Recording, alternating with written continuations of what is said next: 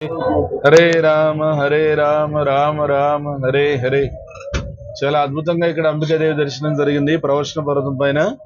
తర్వాత ఇక్కడ నరసింహ మెహతా ఏవైతే సంకీర్తనలు ఆలపించారో అవన్నీ ఇక్కడ ఆ ట్రెడిషనల్ గుజరాతీ భజన్ చేసేటువంటి వాళ్ళు, సాంప్రదాయక గుజరాతీ భజన చేసేవాళ్ళు చక్కగా పాడుతున్నారు. సో ఆ గుజరాతీ భజనలో ముఖ్యంగా వైష్ణవ జనతో అనేటువంటి పాట చాలా చాలా ఇష్టమైనటువంటిది మన ఈ గుజరాత్ కృష్ణ భక్త అగ్రేసరుడైనటువంటి నరసింహ మెహతాకి.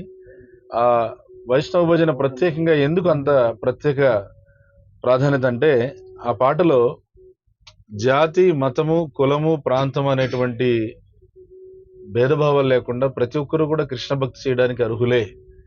తర్వాత వైష్ణవుడు అని అంటే ఎప్పుడు కూడా పరదుఃఖ దుఃఖి, తోటివాడి యొక్క దుఃఖాన్ని తన దుఃఖంగా భావించి వానికి ఆ దుఃఖం తొలగించడానికి ఏం చేయాలని ఆలోచన చేస్తాడు. ఈ ప్రపంచంలో ప్రతి ఒక్కడు ఎందుకు దుఃఖపడుతున్నాడంటే కృష్ణుని యొక్క సేవ లేకనే దుఃఖపడుతున్నాడు. ఆ కృష్ణుడి యొక్క సేవను ఎప్పుడైతే తీసుకుంటాడో, కృష్ణుడి నామాన్ని ఎప్పుడైతే తీసుకుంటాడో, ఆ వ్యక్తి జీవితంలో సత్యం ఎటువంటి దుఃఖం లేదు. ఆ విషయాన్ని వైష్ణవుడు తెలుసుకొని ఉంటాడు కాబట్టి కృష్ణ భక్తి ఇవ్వడం ద్వారా వ్యక్తుల జీవితాల్లో ఏ విధంగా ఆనందాన్ని నింపాలని చెప్పి చూస్తాడు. అయితే ఇక్కడ స్థానికంగా ఉండేటువంటి పూజారులు ఎవరైతే ఉన్నారో, స్థానికమైనటువంటి బ్రాహ్మణులు, వాళ్ళు నరసింహ మెహతా కూడా ఆయన బ్రాహ్మణ కుటుంబం నుంచి వచ్చిన వాడే.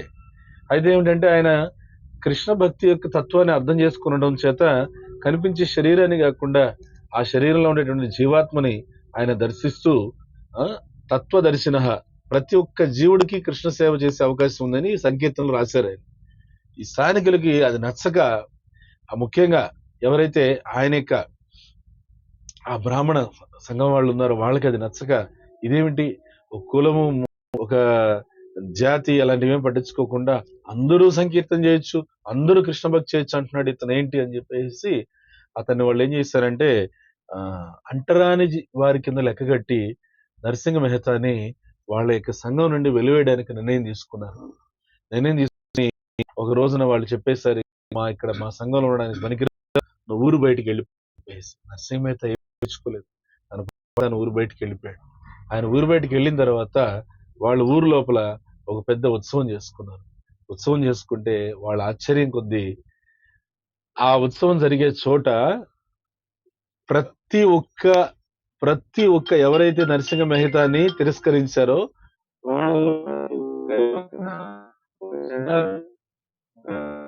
జాతికి చెందినటువంటి వ్యక్తి వాళ్ళ పక్కన ఉండి వాళ్ళని నవ్వుతూ చూస్తూ ఉన్నారు. అయ్యో ఇదేంటి అంటరాని వాళ్ళు ఎక్కడికి వచ్చేస్తారని చెప్పి వాళ్ళు అరుచు గగ్గోలు పెడుతూ బెంబేలు ఎత్తిపోయారు. ఎక్కడ చూసినా వాళ్ళే కనిపిస్తున్నారు.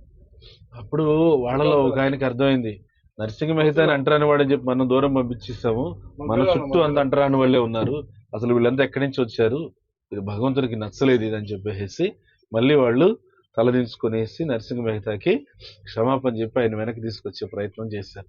అయితే నరసింహ మెహతా అన్నారు, మంచిదే ఈ విధంగా బయట ఉండేది, ఇలా బయట ఉండి నేను అన్ని ఊరూలో తిరిగి నేను భగవంతునికి సంకీర్తన ప్రచారం చేయొచ్చు అని చెప్పేసి ఆయన ఊరూర తిరిగి భగవంతుని యొక్క నామాన్ని ప్రచారం చేస్తున్నాడు. జీవితంలో ఎదురయ్యేటువంటి కష్టాన్ని కూడా ఆయన ఎంత గొప్పగా తీసుకున్నాడో మనం చూడొచ్చు. ఈ ప్రవర్షణ పర్వతం చూడండి, ఒకే రాయి ఎంత ఎత్తుందో చూడండి, కింద నుంచి ఒకటే ఒక శిల సుమారుగా ఎంత లేదన్నా కూడా ఒక 1000 అడుగుల ఎత్తు పైన ఉంది. ఒకటే పర్వతం, ప్రవర్షణ పర్వతం అంటారు. ఇది చాలా విశేషమైనటువంటి పర్వతం. ఇది శ్రీకృష్ణ బలరాములు ఈ పర్వతం పై నుండి ఒకే ఒకసారి బంగీ జంప్ లాగా కిందకి దూకేసి సముద్రం ఒడ్డుకు వెళ్లారు. సో ఈ విధంగా నరసింహ మెహతా కృష్ణుడి యొక్క అనేక లీలలను కీర్తిస్తూ, ముఖ్యంగా భగవంతుడు ఏ విధంగా భక్త జనప్రియుడు, భగవంతుడు ఏ విధంగా కులాన్ని మతాన్ని కాకుండా వ్యక్తి యొక్క గుణాన్ని ఎలా చూస్తాడు అనేది ఎక్కువగా ఆయన సంకీర్తనలో ఆయన చెప్పుకొచ్చారు అనమాట నరసింహ మెహతా. ఆయనకి ఒక సందర్భంలో ఈ ఇంత గొప్ప సాక్షాత్కారం కలగడానికి కారణం ఏమి అంటే, ఆయన ఇంట్లో ఉండగా ఒకసారి ఆయన వదిన గారు చాలా విపరీతంగా ఆయన్ని హింసిస్తుంది, చాలా సూటిపట్టు మాటలతో ఎత్తిపడుస్తుంది. అది భరించలేక కలచింది ఆయన ఈ అరణ్యంలోకి వచ్చేసి శివాలయంలో 7 రోజులు కూర్చొని అక్కడ శివుడి కోసం ఆయన ప్రార్థన చేయడంతో శివుడు ఆయన మెచ్చుకొని ఆయనకి ప్రత్యక్షమయ్యి ఆయన బృందావనానికి, ఇక్కడి నుంచి బృందావనానికి తీసుకెళ్లి శివుడు బృందావన లీలన్నీ కూడా చూపించి ఆ బృందావన లీలల తర్వాత మళ్ళీ వెనక్కి తీసుకొని వచ్చాడు. వెనక్కి తీసుకొని వచ్చి నీకు కృష్ణ భక్తి ప్రచారం చేసేటువంటి గొప్ప సంకీర్తనలు రాసే శక్తిని ఇస్తున్నానని చెప్పి అన్నాడు. ఆయన శివాలయం నుంచి తర్వాత ఏం చేశాడు నరసింహ మెహతా, తిన్నగా ఇంటికి వెళ్ళాడు. ఇంటికి వెళ్ళి వాళ్ళ వదిన గారి పాదాలకి మొక్కాడంట. మొక్కేసరికి ఆమె ఆశ్చర్యపోయింది. నేను ఇంత చాలా ఘోరంగా నిన్ను తిట్టి పంపిస్తే నువ్వు కల చెంది వెళ్ళిపోయావు అనుకుంటే వచ్చి నా పాదాలు పట్టుకుంటావు ఏంటయ్యా అంటే, అమ్మా నువ్వు ఆ విధంగా తిట్టబట్టి నేను కల చెంది నేను శివాలయానికి వెళ్ళి శివుడికి ప్రార్థన చేయబట్టి కదా ఈ రోజు నా కృష్ణ భక్తి సిద్ధించింది. అనేకమైనటువంటి ఆ అఖండమైనటువంటి కృష్ణ సంకీర్తనలు రాయగలిగేటువంటి శక్తిని ఆ కావ్య శక్తిని కృష్ణుడే నాకు ప్రసాదించాడు, శివుడు నాకు అనుగ్రహించాడు.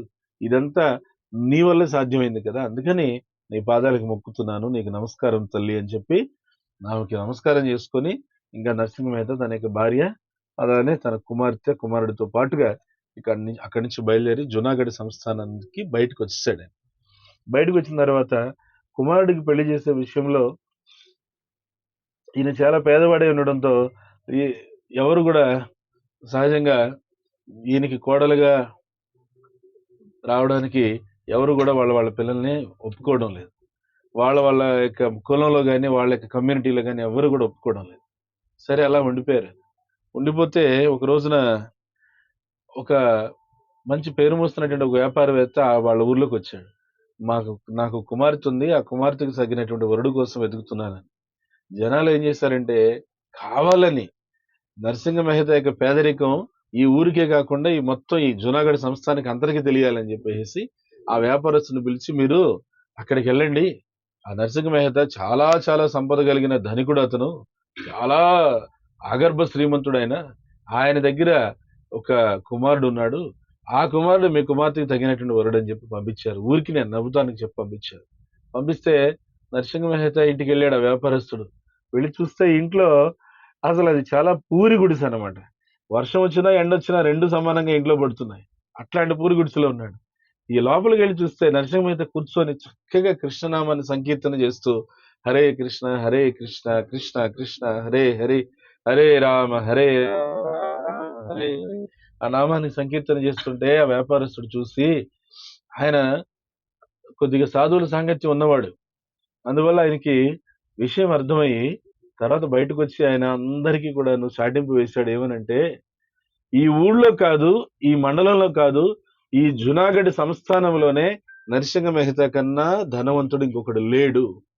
అంత ధనవంతుడు ఆయన. ఎందుకంటే భగవంతుని యొక్క నామం ఆయన దగ్గర ధనంగా ఉంది అని చెప్పేశాడు. అదే మనకి నరోత్తమ దాస్ ఠాకూర్ వారు కూడా ఆయన సంకీర్తనలు ఏం చెప్తారంటే,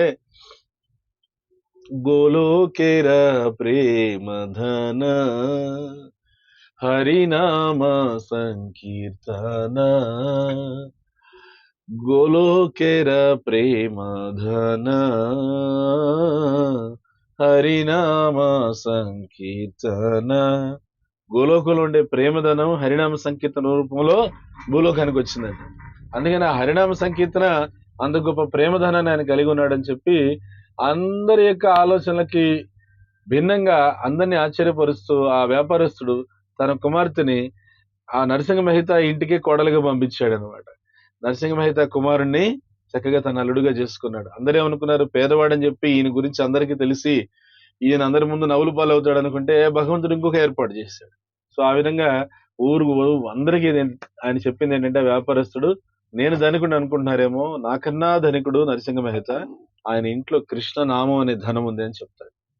తర్వాత ఇంకొక సందర్భంలో అంటే అసూయపరులు అనే వాళ్ళు ఎప్పుడూ ఉన్నారనమాట. ఇంకో సందర్భంలో ఏం చేశారు వాళ్ళు, నరసింహ మెహతాని కావాలని చెప్పి ఆయన్ని అందరి ముందు చులకం చేయాలని ఇక్కడి నుంచి ఒక పెద్ద భక్తుల బృందం ద్వారకాకి వెళ్తూ ఉంటే, ఆ ద్వారకాకి వెళ్లే భక్త బృందాన్ని పిలిచి, ఈ ఊళ్ళో నరసింహ మెహతా ఉన్నాడు, చాలా గొప్ప షావుకారు అయినా కాబట్టి మీరు ఆయన దగ్గరికి వెళ్ళి ఏ సహాయం అడిగినా కూడా మీకు చేస్తాడు అని చెప్పేసి అన్నాడు. అని అంటే వాళ్ళు వెళ్ళారు. నరసింహ మెహతా దగ్గరికి వెళ్ళి ఏమన్నా సహాయం చేస్తారా అన్నాడు. సహాయం చేస్తారనంటే ఆయన దగ్గర ఏమైనా చిల్లి కావలేదు సహాయం చేయడానికి. ఏం చేయాలి, మేము ద్వారకా వెళ్తున్నాము, ద్వారకాకి వెళ్ళి ఏమన్నా మాకు సహాయం చేస్తారా అని అంటే ఆయన ఆలోచన చేస్తే, సరే వీళ్ళు అన్నారు, ఇప్పుడు మేము ఇక్కడ అరణ్య ప్రయాణం కాబట్టి దొంగలు పెడతా నీ దగ్గర 700 రూపాయలు బంగారు నాణాలు ఇస్తాము, అవి మాకు ద్వారకాలో చేరేటట్టుగా చేస్తే చాలు అని చెప్పి ఇచ్చేసారు. ఆయన ఇచ్చేస్తే నరసింహ మెహతా వాళ్ళకు ఒక పత్రం రాసిచ్చాడు. ఏమనంటే ద్వారకాలో శ్యామ్ శ్యామల్ షా సేట్ అని ఉంటాడు, ఆయన దగ్గరికి వెళ్ళండి మీకు ఆ డబ్బు తిరిగి ఇచ్చేస్తాడు అని చెప్పి అంటాడు. భగవంతుని ప్రార్థన చేసి అట్లా రాసిచ్చేస్తాడు. వాళ్ళ పత్రం పట్టుకొని ద్వారక వెళ్ళారు. ద్వారక వెళితే అక్కడ శ్యామల్ షా సేట్ అని ఆయన ఎవ్వరు లేరు. అప్పుడు వాళ్ళు ఇంకా అరే మనం నరసింహ మీద మోసం చేశాడు, ఇంకేం లేదు, ఇంత పెద్ద భక్తుడిగా పెద్ద సంకీర్తనలు చేస్తాడు, మనల్ని మోసం చేశాడు అని చెప్పి వాళ్ళందరూ అలా అనుకునే లోపల ఎవరు జునాగఢ్ నుంచి వచ్చింది భక్తు బృందం మీరేనా అని చెప్పి ఒక ఆయన అన్నారు. ఎవరని చెప్పి చూస్తే ఎంత తేజస్తో తలపాగా ధరించి ఒక ఆయన వచ్చున్నాడు. నేనే శ్యామల్ షా షేట్, మీకు నరసింహ అయితే ఇచ్చిన డబ్బు దానికి వడ్డీ అంతా కలిపి నేను ఇస్తున్నాను తీసుకోండి అని చెప్పేసి వాళ్ళకి ఆ శ్యామల షా షేట్ 5,000 బంగారు నాణ్యాలు ఇచ్చారు. వాళ్ళు ఆశ్చర్యపోయి అబ్బా నరసింహ మెహతా చూడు ఎంత గొప్ప భక్తుడైనా ఆయన చెప్పిన విధంగా ఈ శ్యామల షా షేట్ మనకి మనం ఇచ్చిన దానికైనా రెట్టింపు మనకి ఇచ్చారు అని చెప్పి అందరూ నరసింహ మెహతా యొక్క భక్తిని ఎంతగానో గొప్పగానో కీర్తిస్తారనమాట. ఇట్లా నరసింహ మెహతా అనేక సందర్భాల్లో ఆ కృష్ణ భక్తి ఎంత గొప్పది అనేటువంటిది ఆయన స్వయంగా నిరూపించి చూపించాడు. ఎందుకనంటే మనం ఇంకా భగవంతుని యొక్క సేవలో ఉన్న వ్యక్తికి ఏం చెప్తారంటే 8వ అధ్యాయంలో పరంద్రస్త్వా నివర్తతే వేదేషు యజ్ఞేషు తపస్సు చేవ దానేషు యత్ పుణ్య ఫలం ప్రదిష్టం యత్యేతి తత్సర్వమిదం విదిత్వ యోగిం పరమస్థానం ఉపైతి చాద్యం అంటారు. అర్థం ఏంటంటే కృష్ణ భక్తిలో ఉన్నవాడు యజ్ఞయాగాలు, దాన ధర్మాలు, వేదాధ్యయనాలు, తపస్సులు ఇవన్నీ చేసిన ఫలితాన్ని పొందడమే కాకుండా కృష్ణుని యొక్క అనుగ్రహంతో ఆ పరమస్థానమైనటువంటి జీవితంలో ఆ విధంగా వేదాధ్యయనం, యజ్ఞయాగాలు, దానాలు, తపస్సులు ఏమి చేయకపోయినా హరే కృష్ణ కృష్ణ కృష్ణ హరే హరే హరే రామ రామ రామ హరే హరే కేవలం ఈ నామ సంకీర్తన చేస్తున్నందుకు గాను సర్వాన్ని కూడా పొందాడు. మరొక సందర్భంలో కుమార్తెకి వివాహం చేసే సమయం వచ్చినప్పుడు ఆయనకి భార్య కొద్దిగా బంగారం ఇచ్చి బంగారం అమ్మి తీసుకురా అని చెప్పి పంపిస్తే ఆయన వేరే ఊరు వెళ్తాడు. వెళ్ళి అక్కడ భాగవత సప్తాహం జరుగుతుంటే అక్కడ కూర్చునేసి మర్చిపోతాడు. కుమార్తె పెళ్లి ఉంది, బంగారం అమ్మాలి, అన్ని మర్చిపోయాడు. మర్చిపోయేసరికి ఏమైంది, 7 రోజులు భాగవత సప్తాహం అయిన తర్వాత ఇంటికి వెళితే అందరూ ఆయన చూసి భయంగా వెళ్ళాడు. ఆయన ఏమంటారో, నన్ను ఇంట్లో భార్య ఏమంటుందో, అసలు కుమార్తె పెళ్లికే నేను రాలేదు, బంగారం అమ్ముకొని రాలేదు, ఏమంటారు అందరూ ఆయన చూసి అబ్బా నరసింహ మెహతా ఘనంగా పెళ్లి చేశాడు, ఆయన కుమార్తెకి అంగరంగ వైభవంగా చేశాడు, అందరూ ఎగతాళి చేస్తున్నారా, వెక్కిరిస్తున్నారా ఏమిటని ఇంట్లోకి వెళ్తే భార్య కూడా ఆయనకి చెంబు నిలిచి కడుక్కొని రండి అని చెప్పి ఆతిథ్యం వచ్చి మన యొక్క కుమార్తె పెళ్లి గురించి ఊరంతా కాదు జునాగఢ్ సంస్థానం మాట్లాడుకుంటుంది. అప్పుడు నరసింహ మెహతాకి అర్థమైంది, తన రూపంలో కృష్ణుడే వచ్చి తన కుమార్తెకి దగ్గరుండి వివాహం జరిపించాడు.